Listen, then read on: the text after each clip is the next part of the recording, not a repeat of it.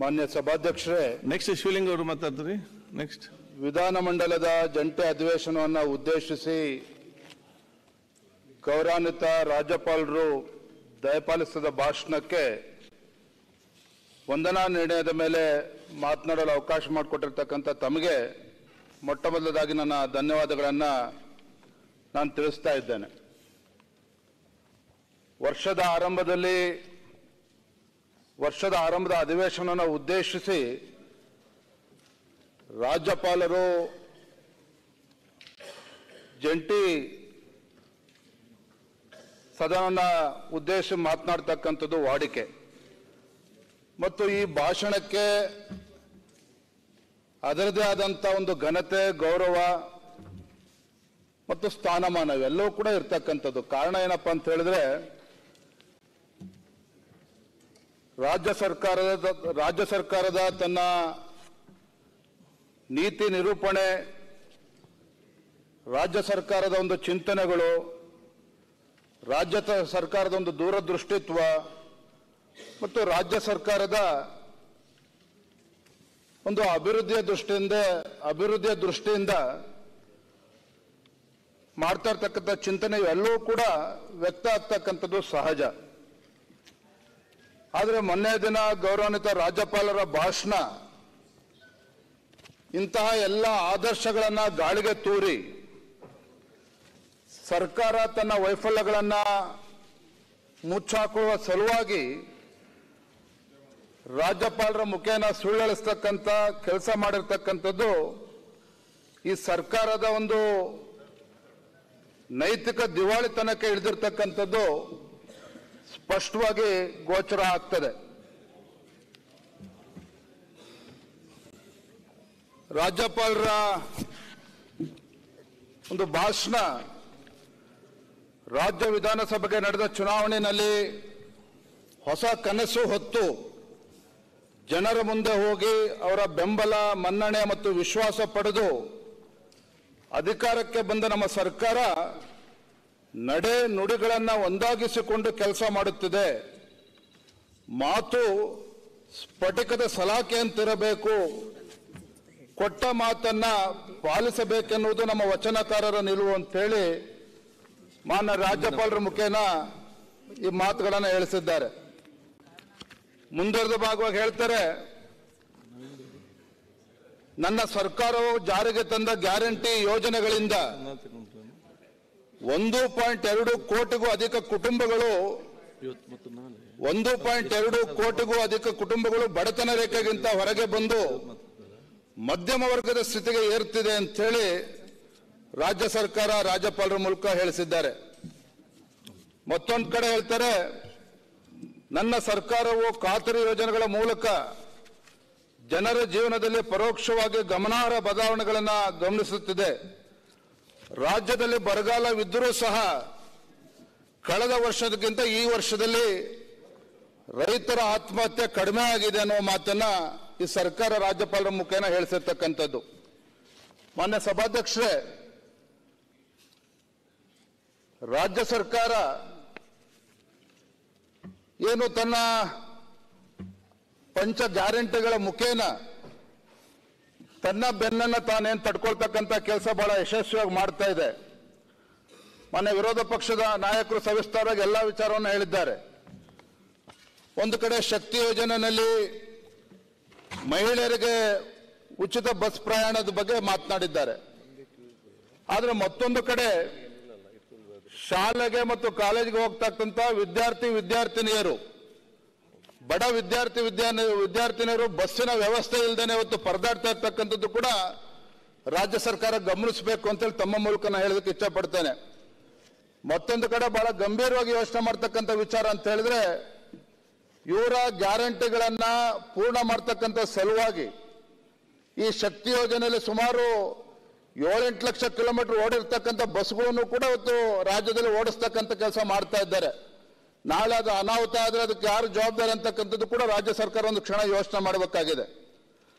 ಮತ್ತೊಂದು ಕಡೆ ಗೃಹ ಜ್ಯೋತಿ ಬಗ್ಗೆ ಹೇಳ್ತಾರೆ. ಯಾಕಂದ್ರೆ ಮಾತೆತ್ತರೆ ಪತ್ರಿಕೆ ತುಂಬಾ ಇವತ್ತು ನಾವು ಅಡ್ವರ್ಟೈಸ್ಮೆಂಟ್ ಕೊಡ್ತಕ್ಕಂಥದ್ದು ನಾವು ನೋಡ್ತಾ ಇದ್ದೇವೆ. ಗೃಹ ಜ್ಯೋತಿ ಪ್ರತಿ ಮನೆಗೆ 200 ಯೂನಿಟ್ವರೆಗೂ ವಿದ್ಯುತ್ ಉಚಿತ ಅಂತೇಳಿ.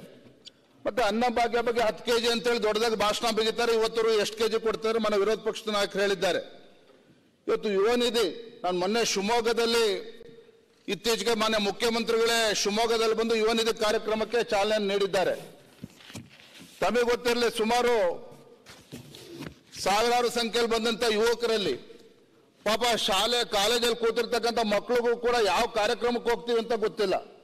ಆ ಮಕ್ಕಳುಗಳನ್ನ, ಕಾಲೇಜಲ್ಲಿ ಓದ್ತಕ್ಕಂಥ ವಿದ್ಯಾರ್ಥಿನಿಯರನ್ನ ಯಾವುದೋ ಒಂದು ಕಾರ್ಯಕ್ರಮಕ್ಕೆ ಬರಬೇಕು ಅಂತೇಳಿ ಶಿವಮೊಗ್ಗದಲ್ಲಿ ಕಾರ್ಯಕ್ರಮ ಮಾಡಿ ಅಲ್ಲಿ ಮುಖ್ಯಮಂತ್ರಿಗಳು ಭಾಷಣ ಮಾಡೋಷ್ಟೊತ್ತಿಗೆ 5,000 ಜನ ಇರಲ್ಲ, ಅದು ಬೇರೆ ಪ್ರಶ್ನೆ. ಆದ್ರೆ ನಾನು ಹೇಳಿಕೊಟ್ಟಿರ್ತಕ್ಕಂಥದ್ದು ಮಾನ್ಯ ಸಭಾಧ್ಯಕ್ಷರೇ, ಏನು ರಾಜ್ಯ ಸರ್ಕಾರ ಇವತ್ತು ಗ್ಯಾರಂಟಿ ಬಗ್ಗೆ ಇಷ್ಟೊಂದು ಭಾಷಣ ಬಿಗಿತಾ ಇದ್ದಾರೆ. ನಾವೇನು ಗ್ಯಾರಂಟಿ ಬಗ್ಗೆ ವಿರೋಧ ಮಾಡ್ತಾ ಇಲ್ಲ. ಆದ್ರೆ ನನ್ನ ಮೂಲಭೂತ ಪ್ರಶ್ನೆ ಏನು ಅಂತ ಹೇಳಿದ್ರೆ, ಸ್ವಾತಂತ್ರ್ಯ ಬಂದಿಷ್ಟು ವರ್ಷಗಳಲ್ಲಿ 55-60 ವರ್ಷಗಳ ಕಾಲ ನಿರಂತರವಾಗಿ ದೇಶದಲ್ಲಿ, ರಾಜ್ಯದಲ್ಲಿ ಆಡಳಿತ ನಡೆಸಿರ್ತಕ್ಕಂಥವ್ರು ಕಾಂಗ್ರೆಸ್ ಪಕ್ಷದವರು.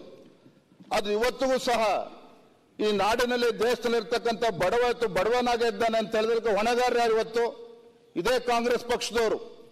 ಇವತ್ತು ದೇಶಕ್ಕೆ, ನಾಡಿಗೆ 2 ತುತ್ತು ಅನ್ನವನ್ನ ಕೊಡ್ತಕ್ಕಂಥ ರೈತ ಇವತ್ತು ಕೂಡ ತಾನು 2 ತುತ್ತು ಅನ್ನವನ್ನ ತಗೊಳ್ಳೋದಕ್ಕೆ ಇವತ್ತು ಯೋಚನೆ ಮಾಡ್ತಾನೆ ಅಂತ ಪರಿಸ್ಥಿತಿ ಇವತ್ತು ನಿರ್ಮಾಣ ಆಗಿದೆ ಅಂತ ಹೇಳಿದ್ರೆ, ಇವತ್ತು ರೈತ ಇನ್ನೂ ಕೂಡ ಇವತ್ತು ಅಂತ ಬಡತನವನ್ನು ಎದುರಿಸ್ತಾ ಇದ್ದಾನೆ ಅಂತ ಹೇಳಿದ್ರೆ ಅದರ ಹೊಣೆಗಾರಿಕೆ ಇವತ್ತು ಕೂಡ ಕಾಂಗ್ರೆಸ್ ಪಕ್ಷ. ಆದ್ರೆ ಎಲ್ಲೋ ಒಂದ್ ಕಡೆ ಇವತ್ತು ಗ್ಯಾರಂಟಿಗಳನ್ನ ಬಿಂಬಿಸ್ತಾ ಇರ್ತಕ್ಕಂಥ ರಾಜ್ಯ ಸರ್ಕಾರ ಹೇಳ್ತಾರೆ, ಒಂದು ಕಡೆ ನುಡಿದಂತೆ ನಡೆದ ಸರ್ಕಾರ ಅಂತ ಹೇಳ್ತಾರೆ.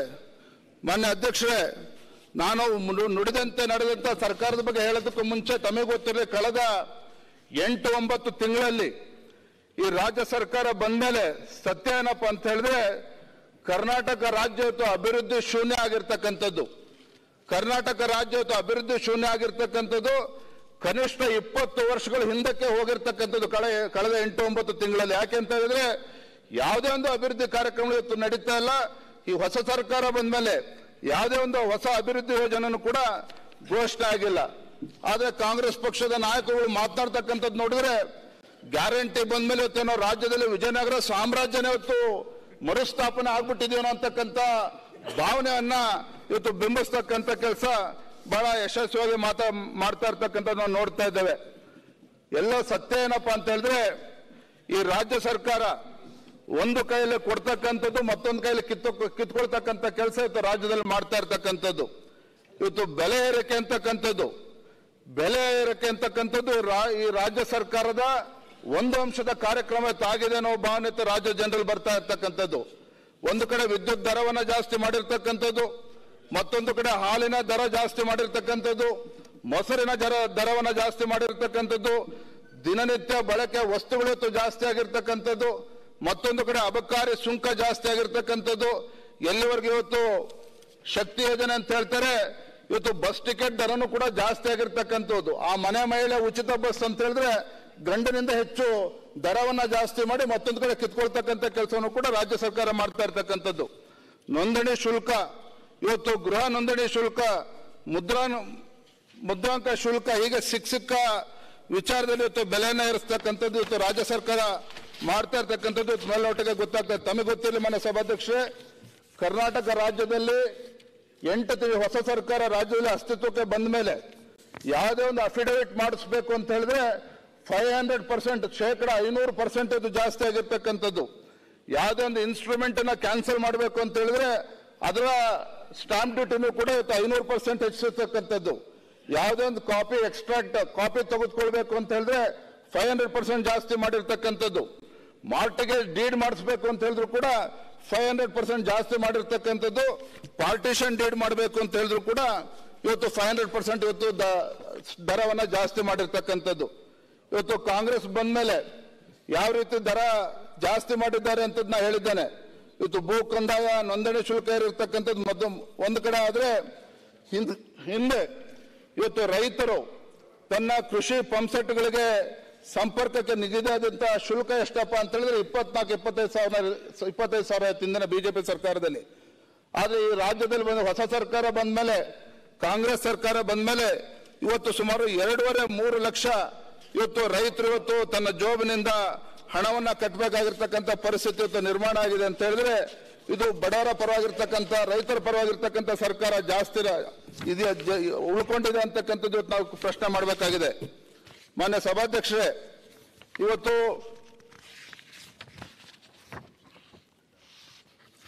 ನುಡಿದಂತ ನಡೆದಂತ ಸರ್ಕಾರ ಅಂತೇಳಿ ಪದೇ ಪದೇ ನಾವು ಕೇಳ್ತಾ ಇದ್ದೇವೆ.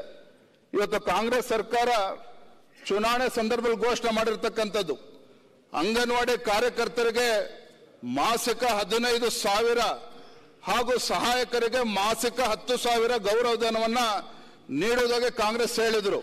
ಆದ್ರೆ ಇವತ್ತುವರೆಗೂ ಕೂಡ ಈ ವಿಚಾರವಾಗಿ ಅಂಗನವಾಡಿ ಕಾರ್ಯಕರ್ತರಿಗೆ ಮಾಸಿಕವಾಗಿ 15,000 ಕೊಡ್ತಕ್ಕಂಥದ್ದಾಗ್ಲಿ, ಸಹಾಯಕರಿಗೆ 10,000 ಕೊಡ್ತಕ್ಕಂಥ ವಿಚಾರದಲ್ಲಿ ಚಕಾರವನ್ನು ಕೂಡ ರಾಜ್ಯ ಸರ್ಕಾರ ಎತ್ತುತ್ತಾ ಇಲ್ಲ. ಇವತ್ತು ಕಾಂಗ್ರೆಸ್ ಸರ್ಕಾರ ಇವತ್ತು ಸ್ತ್ರೀ ಶಕ್ತಿ ಸ್ವಸಹಾಯ ಗುಂಪುಗಳಿಗೆ ಸಾಲ ಮನ್ನಾ ಮಾಡ್ತೇವೆ ಅಂತೇಳಿ ಸ್ವತಃ ಮಾನ್ಯ ಮುಖ್ಯಮಂತ್ರಿಗಳು ಕೂಡ ಘೋಷಣೆ ಮಾಡಿದ್ರು.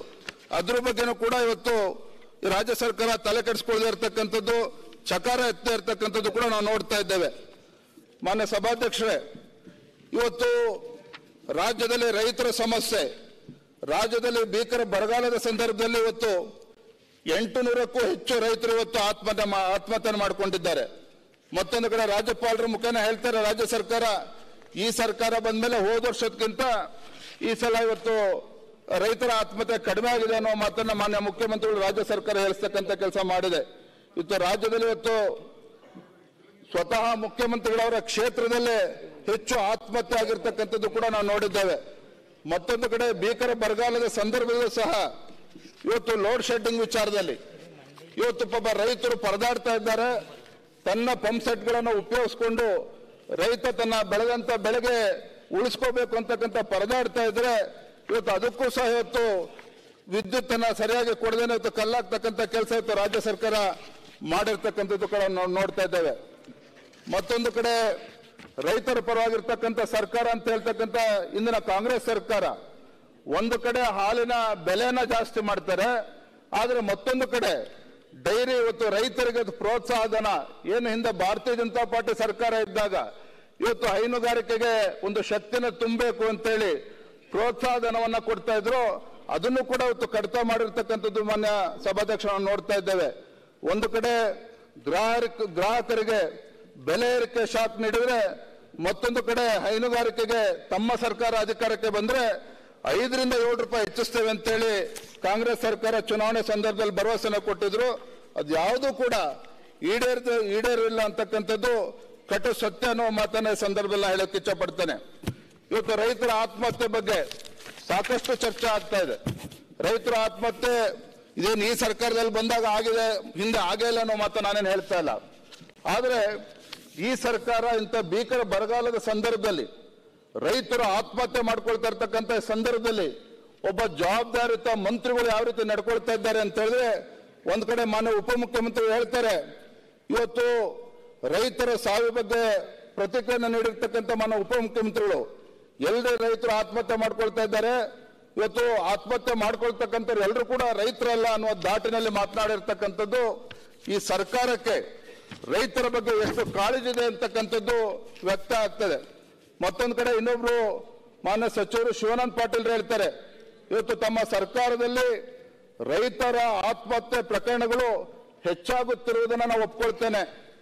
ಒಂದ್ ಕಡೆ ಸರ್ಕಾರ ಹೇಳ್ತದೆ ತಮ್ಮ ಸರ್ಕಾರದಲ್ಲಿ ಈ ವರ್ಷ ರೈತರ ಆತ್ಮಹತ್ಯೆ ಕಡಿಮೆ ಆಗ್ತದೆ ಅಂತ ಹೇಳ್ತಾರೆ, ಮತ್ತೊಂದು ಕಡೆ ಈ ಸರ್ಕಾರದ ಸಚಿವರು ಹೇಳ್ತಾರೆ ಈ ಸರ್ಕಾರದಲ್ಲಿ ರೈತರ ಆತ್ಮಹತ್ಯೆ ಪ್ರಕರಣಗಳು ಹೆಚ್ಚಾಗ್ತಿರ್ತಕ್ಕಂಥದ್ದು ನಾವು ಒಪ್ಕೊಳ್ತೇವೆ.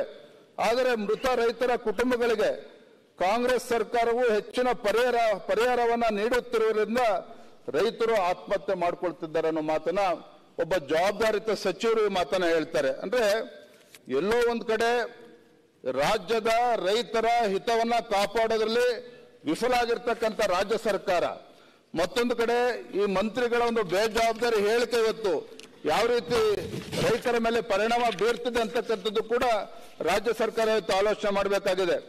ಇವತ್ತು ಕೃಷಿ ಸಾಲ ಮನ್ನಾಕ್ಕಾಗಿ ರೈತದಲ್ಲಿ ಬರಗಾಲ ಬರಲಿ ಅಂತ ಬಯಸ್ತಾರೆ ಅನ್ನೋ ಮಾತನ್ನು ಕೂಡ ಮಾನ್ಯ ಸಚಿವರು ಹೇಳಿರ್ತಕ್ಕಂಥದ್ದು ನಿಜವಾಗ್ಲೂ ಕೂಡ ಇದು ಇವರ ಹೇಳಿಕೆಗಳೇ ಒಂದು ಕಡೆ ರೈತರಿಗೆ ಅವಮಾನ ಮಾಡ್ತಕ್ಕಂಥದ್ದು, ಮತ್ತೊಂದು ಕಡೆ ಇವರು ಯಾಕೆ ರೈತರ ವಿಚಾರದಲ್ಲಿ ಸರ್ಕಾರ ಅವರ ಧೋರಣೆ ಹೇಗಿದೆ ಅಂತಕ್ಕಂಥದ್ದು ಮೇಲ್ನೋಟಕ್ಕೆ ಗೊತ್ತಾಗ್ತದೆ. ಮಾನ್ಯ ಸಭಾಧ್ಯಕ್ಷರೇ, ಇವತ್ತು ರೈತರ ಬಗ್ಗೆ ಅಷ್ಟೊಂದು ಆಸಕ್ತಿ ಇದ್ರೆ ಡೆಲ್ಲಿ ಬಾರ್ಡರ್ ಅಲ್ಲಿ ರೈತರು ನಿಂತಿದಾರಲ್ಲ, ಅದ್ರ ಬಗ್ಗೆ ನಿಮ್ ಕೇಂದ್ರ ಸರ್ಕಾರಕ್ಕೆ ಯಾಕೆ ಹೇಳ್ಬಾರ್ದು? ರೈತರ ಬಗ್ಗೆ ಅಷ್ಟೊಂದು ಆಸಕ್ತಿ ಇದೆಯಲ್ಲ, ಕೇಂದ್ರ ಸರ್ಕಾರ ಕೇಳಿ. ಅಲ್ಲಿ ಅಷ್ಟೊಂದು ರೈತರು ಡೆಲ್ಲಿ ಬಾರ್ಡರ್ ಅಲ್ಲಿ ನಿಂತಿದಾರಲ್ಲ, ಡೆಲ್ಲಿ ಬಾರ್ಡರ್ ಮಾಡಿರೋದು ನಿಮ್ ಕೇಂದ್ರ ಸರ್ಕಾರ ಅಲ್ವಾ? ಅದು ಎಲೆಕ್ಷನ್ ಹೋಗಿದ್ದಾರೆ. ನುಡಿದಂತೆ ನಡೆಯುವ ಸರ್ಕಾರ ಅಂತ ಹೇಳ್ತಕ್ಕಂಥ ಕೂಟದವರು ರೈತರಿಗೆ ಎಲೆಕ್ಷನ್ ಬಂದಿದೆ ಅಂತ ಕೂಟದವರು ಅಂತ ರೈತರು ಯಾವ ಪಕ್ಷಕ್ಕೆ ಸೇರಿದವರು? ರೈತರು ಏನಾದ್ರು ಹೇಳಿದಾರೆ ಅಂತ ರೈತರಿಗೆ ನೀವು ಅವಮಾನ ಮಾಡ್ತಾ ಇದ್ದೀರಾ. ಬಂದು ನಮಗೆ ಹೇಳ್ತಾ ಇದ್ದೀರಾ ನೀವು. ಫಸ್ಟ್ ನಿಮ್ ಕೇಂದ್ರ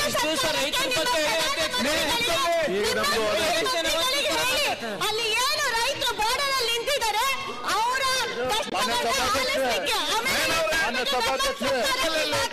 ಮಾನ್ಯ ಸಭಾಧ್ಯಕ್ಷರೇ, ನುಡಿದಂತೆ ನಡೀತಕ್ಕಂಥ ಸರ್ಕಾರ ಅಂತ ಹೇಳ್ತಕ್ಕಂಥ ಈ ರಾಜ್ಯ ಸರ್ಕಾರ ಇವತ್ತು ರೈತರಿಗೆ ಬಡ್ಡಿ ರಹಿತ ಸಾಲವನ್ನ 3 ಲಕ್ಷದಿಂದ 10 ಲಕ್ಷಕ್ಕೆ ವಿಸ್ತರಣೆ ಮಾಡಿ ಕನಿಷ್ಠ ಶೇಕಡ 3 ಬಡ್ಡಿ ದರದಲ್ಲಿ 15 ಲಕ್ಷದವರೆಗೆ ಸಾಲ ಸರ್ಕಾರದಿಂದಲೇ ಬಡ್ಡಿ ವ್ಯತ್ಯಾಸವನ್ನು ಪಾವತಿ ಮಾಡ್ತೇವೆ ಅನ್ನೋ ಮಾತನ್ನು ಕೂಡ ಅವರು ಚುನಾವಣೆ ಸಂದರ್ಭದಲ್ಲಿ ಹೇಳಿಕೊಂಡಿದ್ರು.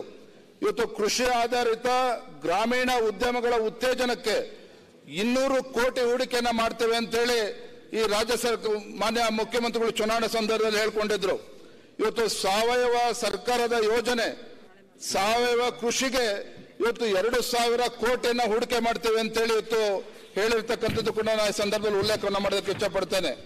ಒಟ್ಟಾರೆ ಹೇಳೋದಾದ್ರೆ ಇವತ್ತು ಮುಂದಿನ 5 ವರ್ಷಗಳಲ್ಲಿ ಇವತ್ತು ನೀರಾವರಿ ಯೋಜನೆಗೆ ಇವತ್ತು 1.5 ಲಕ್ಷ ಕೋಟಿಯನ್ನ ವಿನಿಯೋಗ ಮಾಡ್ತೇವೆ ಅಂತೇಳಿ ಇವತ್ತು ಚುನಾವಣೆ ಸಂದರ್ಭದಲ್ಲಿ ಹೇಳಿರ್ತಕ್ಕಂಥ ಈ ಸರ್ಕಾರ ಇವತ್ತು ಎಲ್ಲವನ್ನ ಮರೆತು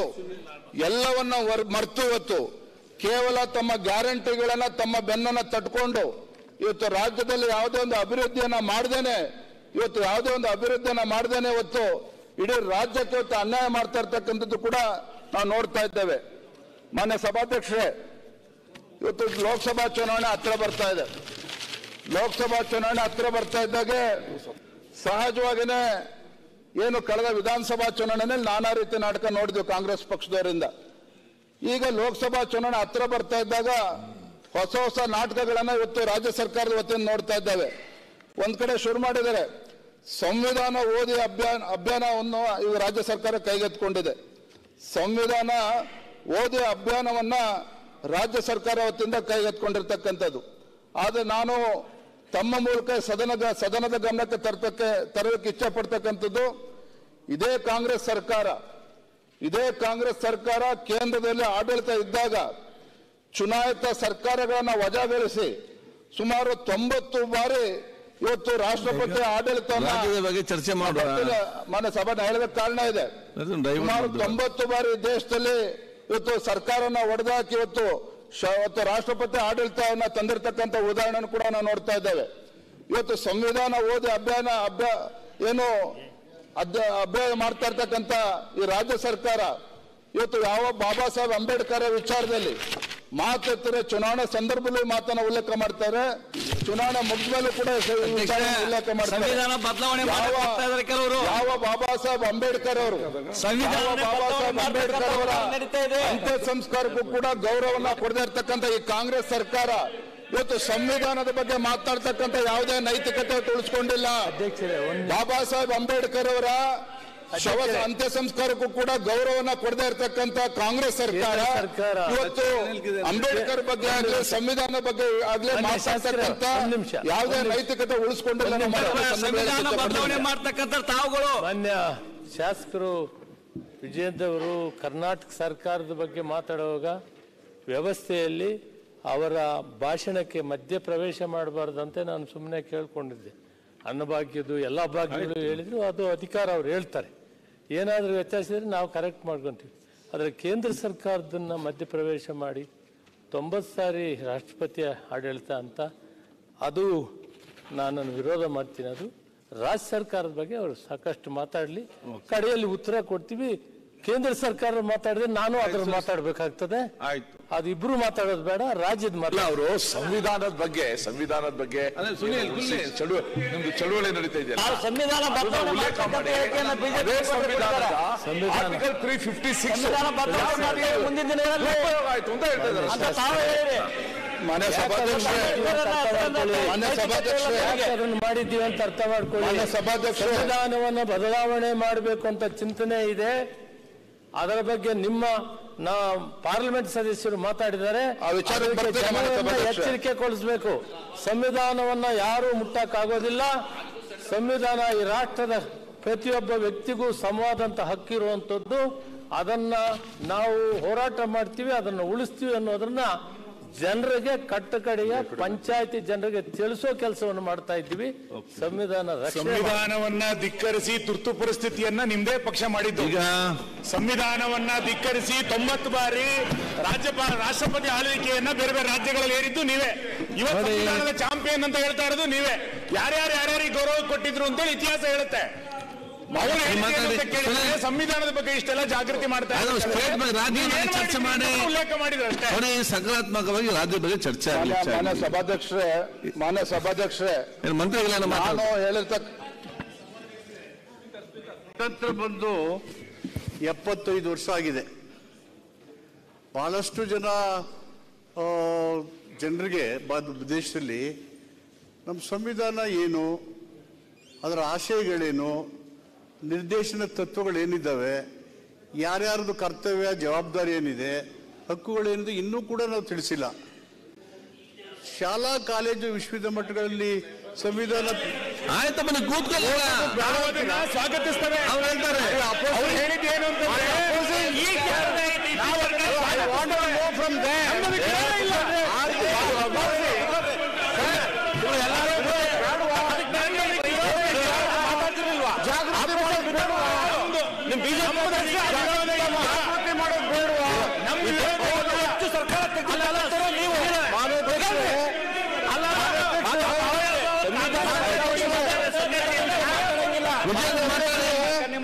ಮಾತಾಡಿ ಬೇಡ, ವಿಜಯ್ ಮಾತಾಡಿ, ಕಂಟಿನ್ಯೂ. ಮಾತಾಡಿ, ನಿಮ್ಮ ಮಾತಾಡಿ ನೀವು. ಬೇಡ, ಯಾಕೆ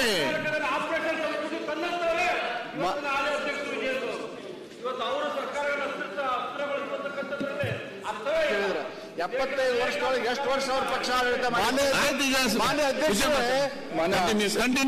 ಮಾನ್ಯ ಸಭಾಧ್ಯಕ್ಷರೇ ಒಂದು ನಿಮಿಷ ಅಧ್ಯಕ್ಷರೇ, ಯಾಕೆ ಈ ವಿಚಾರಗಳನ್ನ ಉಲ್ಲೇಖ ಮಾಡ್ತಾ ಇದ್ದೇನೆ? ಒಂದು ನಿಮಿಷ ಪ್ಲೀಸ್.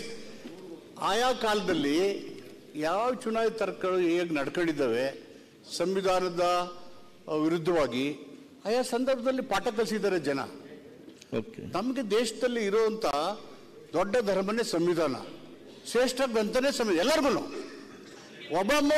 ಒಬಾಮ ಅಮೆರಿಕದಿಂದ ಬಂದು ಸಂಸತ್ತು ಹೇಳ್ತಾರೆ ಎಂತ ಶ್ರೇಷ್ಠ ಸಂವಿಧಾನ ಪ್ರಪಂಚದಲ್ಲಿ 140 ಕೋಟಿ ಜನರ ಹಕ್ಕನ್ನು ರಕ್ಷಣೆ ಮಾಡೋ ಶ್ರೇಷ್ಠ ಸಂವಿಧಾನ ಕೊಟ್ಟಿದ್ದಾರೆ ಅಂತ. ಅಲ್ಲಿಂದ ಬಂದು ಮೈ ಪಾಯಿಂಟ್ ಈಸ್ ಆಯಾ ಸಂದರ್ಭದಲ್ಲಿ ರಾಜಕೀಯ ಪಕ್ಷಗಳು ಏನೇನು ನಿರ್ಧಾರ ಮಾಡಿದವೋ ಜನ ಅದಕ್ಕೆ ತಕ್ಕ ಪಾಠ ಕಲಿಸಿದ್ದಾರೆ. ನಿಮಗೂ ಕಲಿಸಿದ್ದಾರೆ, ಈ ಕಡೆಗೂ ಕಲಿಸಿದ್ದಾರೆ. ನಾವು ಸಂವಿಧಾನವಾಗಿ ನಮ್ಮ ಜನರ ತಯಾರು ಮಾಡದೆ ಹೋದ್ರೆ ನಮ್ಮ ಭಾರತ ಭವಿಷ್ಯ ನಿರ್ಧಾರ ಮಾಡೋದನ್ನು ಜಾತಿ ಹೆಸರಿನಲ್ಲಿ, ಧರ್ಮದ ಹೆಸರಿನಲ್ಲಿ ರಾಜಕಾರಣ ಮಾಡೋದು, ವೋಟ್ ರಾಜಕೀಯ ಮಾಡೋದು, ಈ ಕಡೆ ಮಾಡ್ತೀರೋ ಈ ಕಡೆ ಮಾಡ್ತಿರೋ, ಇದಕ್ಕೆ ಯಾವ್ದು ಸ್ಕೋಪ್ ಇಲ್ವಲ್ಲ. ಸ್ಕೋಪ್ ಇಲ್ಲ.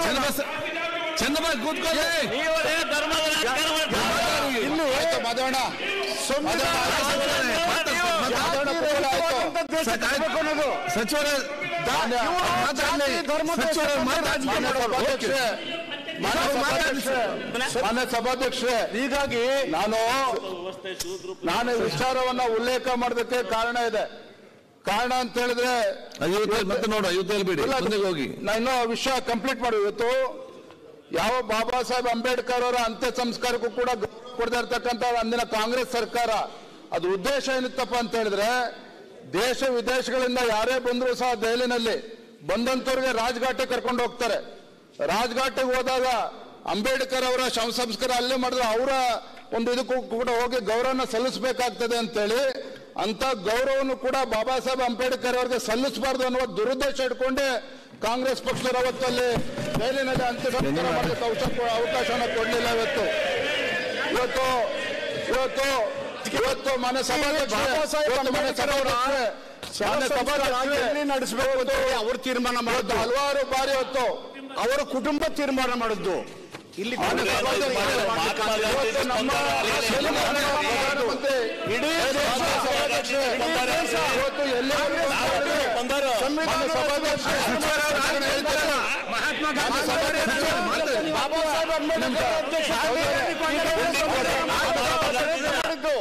ಸಭಾಧ್ಯಕ್ಷೆ, ಬಾಬಾ ಸಾಹೇಬ್ ಅಂಬೇಡ್ಕರ್ ಬಗ್ಗೆ ಎಷ್ಟು ಗೌರವ ಕಾಂಗ್ರೆಸ್ ಪಕ್ಷ ಇಟ್ಕೊಂಡಿದ್ದಾರೆ ಅಂತ ಹೇಳಿದ್ರೆ, ಅಂದಿನ ಲೋಕಸಭಾ ಚುನಾವಣೆಯಲ್ಲಿ ಬಾಬಾ ಸಾಹೇಬ್ ಅಂಬೇಡ್ಕರ್ ಅವ್ರನ್ನ ಸೋಲ್ಸಿರ್ತಕ್ಕಂಥದ್ದು ಒಂದು. ಅಲ್ಲಿರ್ತಕ್ಕಂಥ ನಾರಾಯಣ್ ಕಾಜ್ರೋಳ್ಕರ್ ಅಂತಕ್ಕಂಥವ್ರು ಕಾಂಗ್ರೆಸ್ ಅಭ್ಯರ್ಥಿ ಅಂಬೇಡ್ಕರ್ ಅವ್ರನ್ನ ಸೋಲಿಸಿದ್ರ ಮೇಲೆ ಅವರಿಗೆ ಪದ್ಮಶ್ರೀ ಗೌರವವನ್ನು ಕೂಡ ಕೊಡ್ತಾರೆ ಇದೇ ಕಾಂಗ್ರೆಸ್ ಪಕ್ಷದವರು. ಪದ್ಮಶ್ರೀ ಗೌರವ ಕೊಡ್ತಾರೆ. ನಾವು ಯಾಕೆ ಮಾತಾಡ್ತಾರೆ ಅಂತ ಹೇಳಿದ್ರೆ, ಕಾಂಗ್ರೆಸ್ ಯಾವ ಬಾಬಾ ಸಾಹೇಬ್ ಅಂಬೇಡ್ಕರ್ ಅವ್ರನ್ನ ಸೋಲಿಸಿದಂತ ಕಾಂಗ್ರೆಸ್ ಪಕ್ಷ ದಲಿತರ ಬಗ್ಗೆ ಅಂಬೇಡ್ಕರ್ ಅವರ ಬಗ್ಗೆ ಮಾತಾಡ್ಬೇಕಂತ ಯಾವುದೇ ಯೋಗ್ಯತೆ ನೈತಿಕತೆ ಇಲ್ಲ ಅನ್ನೋದನ್ನ ಈ ಸಂದರ್ಭದಲ್ಲಿ ಲೋಕಸಭಾ ಚುನಾವಣೆ ಬಂದಾಗ ನಾ ಯಾವ ವಿಚಾರವನ್ನು ಉಲ್ಲೇಖ ಮಾಡಿದ್ದೇನೆ ಅಂತ ಹೇಳಿದ್ರೆ, ಲೋಕಸಭಾ ಚುನಾವಣೆ ಹತ್ರ ಬಂದಾಗ ದಲಿತರ ಕಿವಿಗೆ ಹೂವನ್ನು ಮುಡಿಸಿ ಇವರೇ ದಲಿತರ ಉದ್ಧಾರಕರು ಅನ್ನೋ ರೀತಿಯಲ್ಲಿ ಬಿಂಬಿಸ್ತಕ್ಕಂಥ ನಿಟ್ಟಿನಲ್ಲಿ ಅಭಿಯಾನ ಮಾಡ್ತಾ ಇರ್ತಕ್ಕಂಥದ್ದಷ್ಟೇ. ದಲಿತರ ಬಗ್ಗೆ ಯಾವುದೇ ಒಂದು ಕಾಳಜಿ ಇಲ್ಲದೆ ಇರ್ತಕ್ಕಂಥ ಮಸೂಳೆ ಕಣ್ಣೀರಾಗ್ತಕ್ಕಂಥವ್ರು ಕಾಂಗ್ರೆಸ್ ಪಕ್ಷದವರು ಅನ್ನೋದನ್ನ ಈ ಸದನದ ಮೂಲಕ ರಾಜ್ಯದ ಜನತೆ ಕೂಡ ತಲುಪಿಸಬೇಕು ಅನ್ನೋ ವಿಚಾರವಾಗಿ ಈ ವಿಚಾರವನ್ನು ಹೇಳಿರ್ತಕ್ಕಂಥದ್ದು. ಬಾಬಾ ಸಾಹೇಬ್ ಅಂಬೇಡ್ಕರ್ ಭಾರತ ಕೊಟ್ಟದ್ದು ಕೂಡ ಅಟಲ್ ಬಿಹಾರಿ ವಾಜಪೇಯಿ ರೆಕಮೆಂಡ್ ಮಾಡ್ಕೊಂಡು ವಿ ಪಿ ಸಿಂಗ್ ಸರ್ಕಾರದಲ್ಲಿ ಭಾರತ ರತ್ನ ಕೊಟ್ಟಿರ್ತಕ್ಕಂಥದ್ದು. ಮಾನ್ಯ ಸಭಾಧ್ಯಕ್ಷರೇ, ಇವತ್ತು ಕಳೆದ ವಾರ ಇಡೀ ಸರ್ಕಾರನೇ ದೆಹಲಿಗೆ ಹೋಗಿ ದೆಹಲಿ ಚಲೋ ಅಂತೇಳಿ ದೆಹಲಿ ಚಲೋವನ್ನ ಮಾಡ್ತಕ್ಕಂಥ ಒಂದು ನಾಟಕವನ್ನು ಕೂಡ ಮಾಡಿದ್ರು. ದೆಹಲಿ ಚಲೋಗೆ ಹೋಗ್ತಕ್ಕಂಥ ಸಂದರ್ಭದಲ್ಲಿ ರಾಜ್ಯದ ಜನತೆಯ ಹಣವನ್ನು ಕೂಡ ಪೋಲ್ ಮಾಡಿರ್ತಕ್ಕಂಥದ್ದು. ಇವರ ರಾಜಕೀಯ ಹೋರಾಟಕ್ಕೆ ಇವರೇನ ಲೋಕ ಡ್ರಾಮಾ ಮಾಡಕ್ ಹೊರಟಿದ್ರು, ಅದಕ್ಕೆ ಸರ್ಕಾರ ಇವತ್ತು ದುಡ್ಡನ್ನ ವ್ಯರ್ಥ ಮಾಡಿರ್ತಕ್ಕಂಥದ್ದು. ಯಾವ ಕಮಿಷನರ್ ಇದನ್ನ ಅಡ್ವರ್ಟೈಸ್ಮೆಂಟ್ ಕೊಟ್ಟಿದ್ದಾರೋ ಒಂದು ಹಣವನ್ನು ಕೂಡ ಅವರಿಂದ ವಸೂಲಿ ಮಾಡಿಸ್ಬೇಕು, ಇಲ್ಲಾಂದ್ರೆ ಜಾಗ ಖಾಲಿ ಮಾಡಿಸ್ಬೇಕು. ಯಾಕೆ ಮಾತನ್ನ ಹೇಳ್ತಿದ್ದೀನಿ ಅಂತ ಹೇಳಿದ್ರೆ, ಇವರು ರಾಜ್ಯ ಸರ್ಕಾರ ತನ್ನ ವೈಫಲ್ಯಗಳನ್ನು ಮುಚ್ಚಾಕೊಳ್ಕೊಂತ ಸಲುವಾಗಿ ಇವತ್ತು ತಮ್ಮ ಗ್ಯಾರಂಟಿಗಳು ಯಾವ ಜನರಿಗೂ ಕೂಡ ತಲುಪ್ತಾ ಇಲ್ಲ. 20-30% ಜನರಿಗೂ ಕೂಡ ತಲುಪದೇ ಇರತಕ್ಕಂಥ ಸಂದರ್ಭದಲ್ಲಿ ಲೋಕಸಭಾ ಚುನಾವಣೆಯಲ್ಲಿ ಎಲ್ಲಿ ಹಿನ್ನಡೆ ಆಗ್ತದೆ ಅಂತೇಳಿ ರಾಜ್ಯ ಸರ್ಕಾರಕ್ಕೆ ಇವತ್ತು ಗಾಬರಿ ಆಗಿರ್ತಕ್ಕಂಥದ್ದು. ಇವತ್ತು ಯಾವುದೇ ಸರ್ವೆಗಳು ನೋಡಿದ್ರು ಕೂಡ ಇವತ್ತು ಕರ್ನಾಟಕದಲ್ಲೂ ಕೂಡ ಭಾರತೀಯ ಜನತಾ ಪಾರ್ಟಿ 23-25 ಗೆಲ್ತದೆ ಅಂತ ಹೇಳಿ ಇವತ್ತು ನಿದ್ದೆಗೆಟ್ಟಿರ್ತಕ್ಕಂಥ ರಾಜ್ಯ ಕಾಂಗ್ರೆಸ್ ಸರ್ಕಾರ ತನ್ನ ವೈಫಲ್ಯಗಳನ್ನು ಮುಚ್ಚಾಕೊಳ್ತಕ್ಕಂಥ ಸಲುವಾಗಿ ದೆಹಲಿಗೆ ಹೋಗಿ ರಾಜ್ಯದ ಗೌರವವನ್ನು ತೆಗಿತಕ್ಕಂಥ ಕೆಲಸವನ್ನು ಮಾಡಿದ್ದಾರೆ. ಮಾನ್ಯ ವಿರೋಧ ಪಕ್ಷದ ನಾಯಕರು ಅಶೋಕ್ ಅವರು ನಮ್ಮ ಭಾರತೀಯ ಜನತಾ ಪಾರ್ಟಿ ಸರ್ಕಾರ ನರೇಂದ್ರ ಮೋದಿಜಿಯವರು ದೇಶದ ಪ್ರಧಾನಮಂತ್ರಿ ಆದ್ಮೇಲೆ ಕರ್ನಾಟಕ ರಾಜ್ಯಕ್ಕೆ ಏನೇನು ಅನುದಾನವನ್ನು ಕೊಟ್ಟಿದ್ದಾರೆ ಅನ್ನೋದನ್ನ ಸವಿಸ್ತಾರವಾಗಿ ಹೇಳಿದ್ದಾರೆ. ಒಂದೇ ಮಾತಲ್ಲಿ ಹೇಳೋದಾದ್ರೆ, ಹಿಂದಿನ UPA ಸರ್ಕಾರದಲ್ಲಿ ಕರ್ನಾಟಕ ರಾಜ್ಯಕ್ಕೆ 86,000 ಕೋಟಿ ಬಂದಿದೆ 10 ವರ್ಷದಲ್ಲಿ. ಆದ್ರೆ ಭಾರತೀಯ ಜನತಾ ಪಾರ್ಟಿ ನರೇಂದ್ರ ಮೋದಿಜಿಯವರ ಅಧಿಕಾರದ ಅವಧಿಯಲ್ಲಿ 2,85,000 ಕೋಟಿ ಅನುದಾನ ಕರ್ನಾಟಕ ರಾಜ್ಯಕ್ಕೆ ಸತ್ಯ. ಹಾಗಾಗಿ ಯಾವುದು ಕೂಡ ನಾನು ಊಹಾಪೋಗಳಲ್ಲ, ಸತ್ಯಾಂಶವನ್ನು ಇವತ್ತು ಸದನದ ಮುಂದೆ ಇರ್ತಕ್ಕಂಥ ಪ್ರಯತ್ನ ಮಾಡ್ತಾ ಇದ್ದೇನೆ. ಕೊನೆಯದ ಒಂದು ಮಾತನ್ನು ಹೇಳ್ತೇನೆ. ರಾಜ್ಯ ಸರ್ಕಾರ ಇವತ್ತು ರಾಜ್ಯ ಸರ್ಕಾರ ಬಂದಿರೋದೇ ಕೇವಲ ಗ್ಯಾರಂಟಿಗಳಿಗೋಸ್ಕರ ಅಂತಕ್ಕಂಥ ಬಿಂಬಿಸ್ತಕ್ಕಂಥ ಕೆಲಸ ಮಾಡ್ತಾ ಇದ್ದಾರೆ. ರಾಜ್ಯದಲ್ಲಿ ಇವತ್ತು ಯಾವುದೋ ಒಬ್ಬ ಶಾಸಕರಿಗೆ ₹1 ಅನುದಾನ ಕೊಡೋದಕ್ಕೆ ಸಾಧ್ಯ ಆಗ್ತಿಲ್ಲ. ರಾಜ್ಯ ಸರ್ಕಾರ ಖಜಾನೆ ಸಂಪೂರ್ಣ ಖಾಲಿಯಾಗಿದೆ. ಇವತ್ತು ಖಜಾನೆ ಸಂಪೂರ್ಣ ಖಾಲಿಯಾಗಿದೆ. ತನ್ನ ವೈಫಲ್ಯಗಳನ್ನ ಮುಚ್ಚಾಕೊಳ್ತಕ್ಕಂಥ ಸಲುವಾಗಿ ಇವತ್ತು ದೆಹಲಿಗೆ ಹೋಗಿ ರಾಜ್ಯದ ಗೌರವನ ಹರಾಜಾಗ್ತಕ್ಕಂಥ ಕೆಲಸನ ಮಾಡಿದ್ದಾರೆ. ಅದನ್ನ ಬದಿಗಿಟ್ಟು ಇವತ್ತು ರಾಜ್ಯದಲ್ಲಿ ಇವತ್ತೇನು ಅಭಿವೃದ್ಧಿ ಕೆಲಸ ಮಾಡಬೇಕಾಗಿದೆ, ಶಾಸಕರಿಗೆ ಅನುದಾನ ಕೊಡಬೇಕಾಗಿದೆ, ಅದನ್ನ ಕೊಟ್ಟು ಇವತ್ತೇನು ಬಹಳ ಅನುಭವಿ ಮುಖ್ಯಮಂತ್ರಿಗಳು ರಾಜ್ಯದಲ್ಲೇನಿದ್ದಾರೆ.